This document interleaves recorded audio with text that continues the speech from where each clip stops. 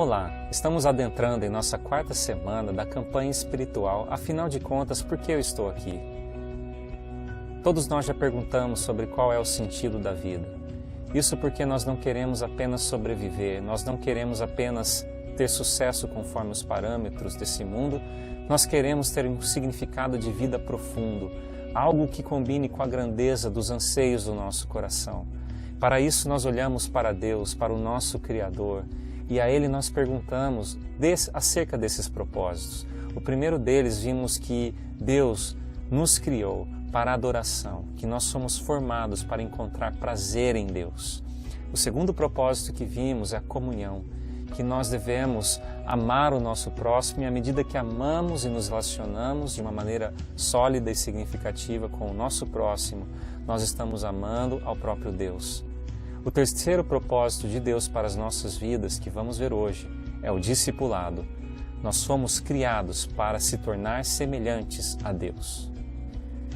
Essa palavra discípulo aparece exatamente 30 vezes no Novo Testamento. Ser discípulo de Jesus basicamente significa seguir a Jesus. O convite de Jesus, no entanto, ele é irrestrito, ou seja, ele é feito a todas as pessoas indistintamente. Todas as pessoas são convidadas a segui-lo como mestre. No entanto, somente aqueles que tomam uma postura radical, uma decisão de se adequar a esse pedido de Jesus é que de fato podem ser considerados discípulos autênticos. Eu digo isso porque muitas pessoas equivocadamente presumem que ao simples fato de pertencerem a uma igreja já são discípulos de Jesus, ou pelo simples fato de ter passado pelas águas do batismo, ou ter concluído um curso ou uma aula sobre doutrinas e ter ganho um diploma, ou pelo simples fato de pertencer a algum ministério na igreja, já são discípulos de Jesus. Na verdade, esse tipo de pensamento não encontra nenhum respaldo nas páginas do Novo Testamento.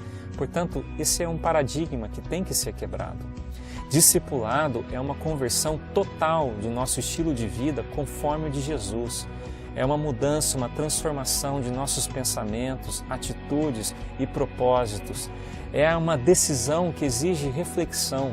É algo provocado, é algo intencional, é algo desejado, é algo que exige uma busca contínua. No que consiste, de fato, o verdadeiro discipulado?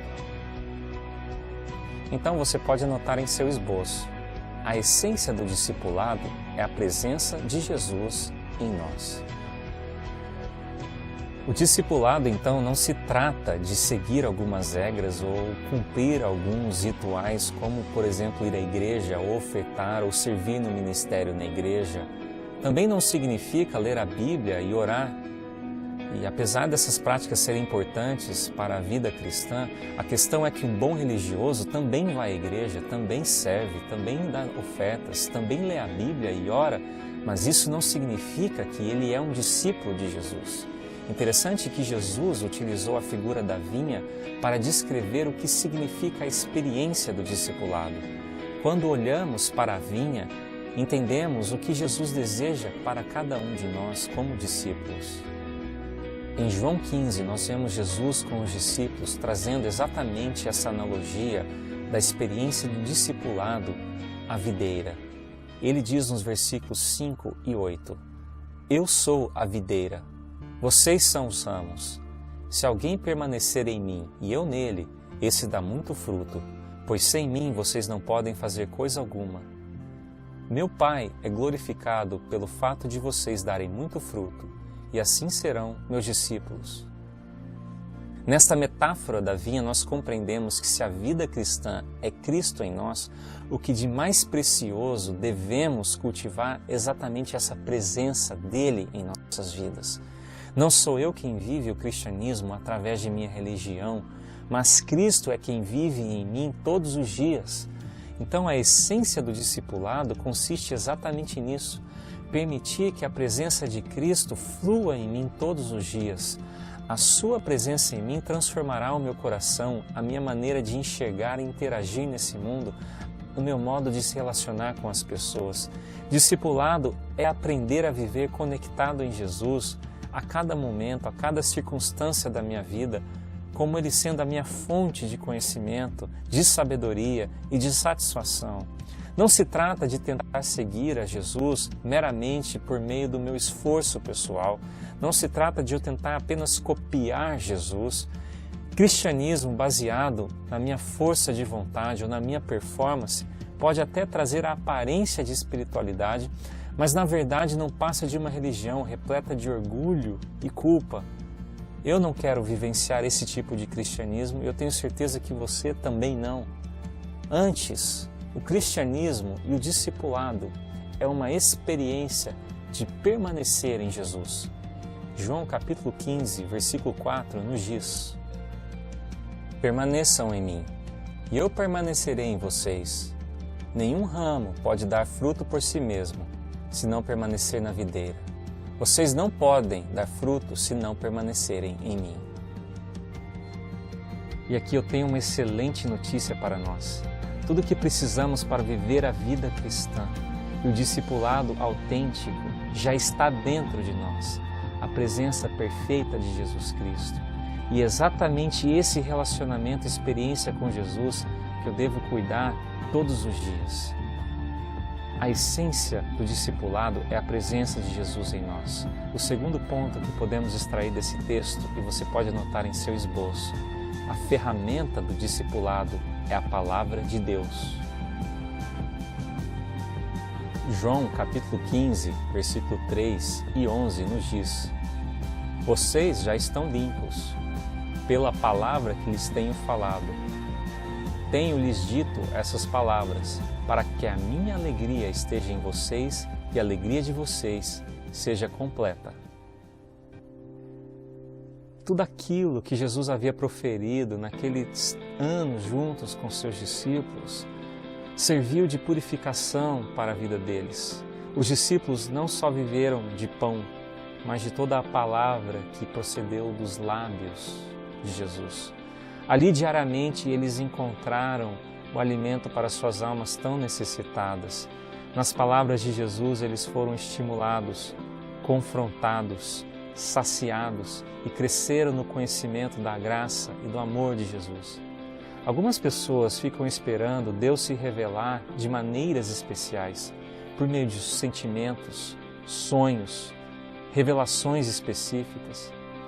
Mas e se eu dissesse a você que sua maior revelação já aconteceu e que qualquer outra revelação que Deus der a você vai ser simplesmente para confirmar aquela suficiente e maior que Ele já deu a você e que Ele já revelou a você por meio de sua palavra?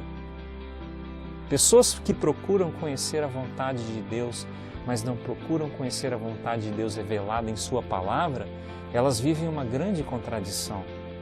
Do mesmo modo como os primeiros discípulos precisaram se alimentar das palavras vindas de Deus e vindas do Filho de Deus amado, nós precisamos também nos alimentar dessas palavras que Jesus já pronunciou, que já foram reveladas em sua palavra. Nenhuma outra revelação é superior a essa. Então, não mistifique a vida cristã achando que você tem que ter uma experiência arrebatadora ou uma revelação sobrenatural a todo momento. Isso é uma espiritualidade doentia. Um discípulo autêntico de Jesus, ele ouve as palavras de Jesus e consegue discernir aquilo que ele já revelou aos seus discípulos. O terceiro ponto que podemos extrair desse texto é que o ambiente do discipulado são as circunstâncias. João capítulo 15, versículo 2 diz: todo ramo que estando em mim não dá fruto, ele corta. E todo o que dá fruto, ele poda, para que dê mais fruto ainda. O que um bom agricultor faz quando ele percebe que numa vinha existe um galho seco? Ele vai justamente naquele galho em sua extremidade e aplica o que chamamos poda. Ele pega a tesoura e retira aquela extremidade para que aquele ramo concentre a sua energia no lugar certo e frutifique com maior abundância. A tesoura provoca dor, mas o seu efeito é positivo. Então as circunstâncias servem como tesouras nas mãos de Deus e Ele vem e nos poda para nos tornarmos ramos melhores. Assim como a poda é essencial para que o ramo tenha a sua potencialidade máxima explorada, Deus ele vem e aplica para nós também a poda para que possamos crescer, amadurecer, depender mais dele. Nós não devemos ter medo das circunstâncias porque elas são usadas por Deus para nos aprimorar. O que devemos ter receio é a maneira como reagimos ao trabalho de Deus em nossas vidas. Discipulado, então, envolve o processo de poda. Na poda, Deus lida com o nosso egoísmo, com o nosso egocentrismo, com essa vida voltada para nós mesmos. Todos nós precisamos de poda.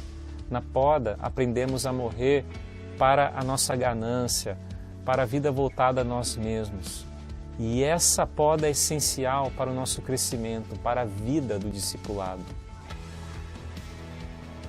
O quarto e último ponto que podemos extrair dessa passagem sobre discipulado é que o resultado do discipulado são muitos frutos.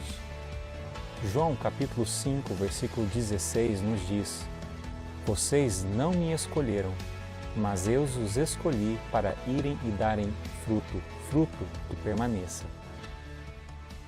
Um ramo não consegue produzir fruto por conta própria, e não precisamos de muita imaginação para entender isso. Somente através da vinha nós conseguimos viver a vida cristã. Somente através da vinha nós conseguimos ser curados, transformados e satisfeitos. É somente através da experiência de permanecer com Jesus que o discipulado de fato acontece. Não uma experiência fora de Jesus, do qual nós vemos Jesus como alvo e tentamos apenas imitá-lo através da nossa força de vontade. Mas é uma experiência do qual Jesus habita em nós e nesse poder de sua graça e de sua presença em nós, nós vivemos em semelhança a Ele. Aqui está então um resumo que podemos retirar desse texto.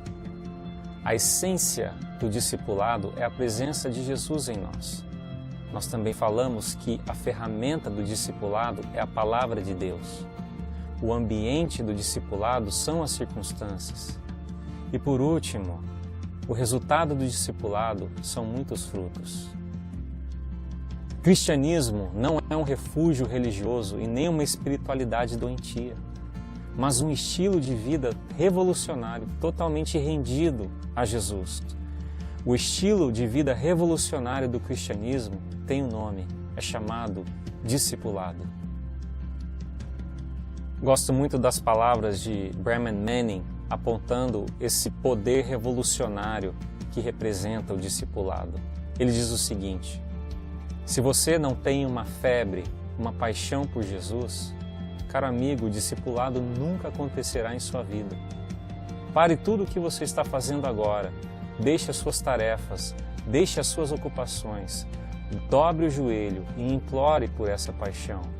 Sem esta paixão por Jesus, seu cristianismo ficará embotado e correrá sérios riscos de se transformar numa mera religião. Você tem medo de se entregar a Deus porque não sabe para onde Ele vai levar você?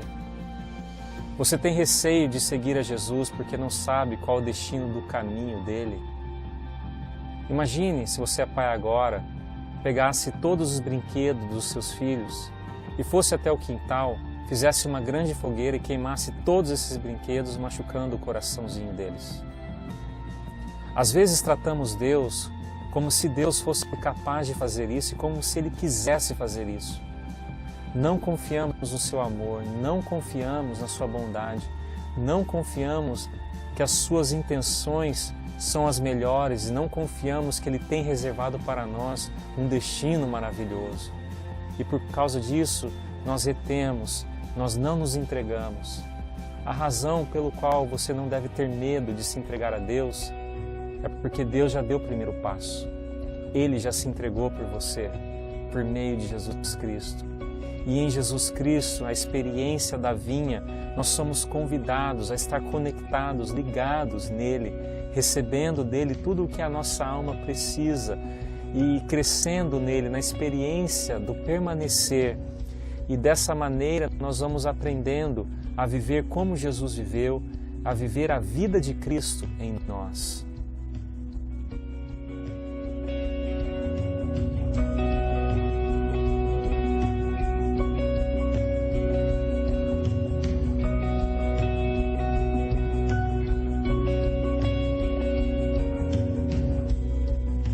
E se você já é um crente em Jesus, mas tem sentido Deus falar grandemente em seu coração, lhe chamando para um desafio radical, de não somente frequentar a igreja ou de cumprir alguns rituais, mas de viver a experiência autêntica do discipulado, então converse com um dos nossos conselheiros, converse com um dos nossos hospedeiros, compartilhe com um grupo pequeno, porque nós queremos lhe apoiar, orar com você e encorajar para que você abrace e vive o propósito do discipulado em sua vida. Que Deus abençoe.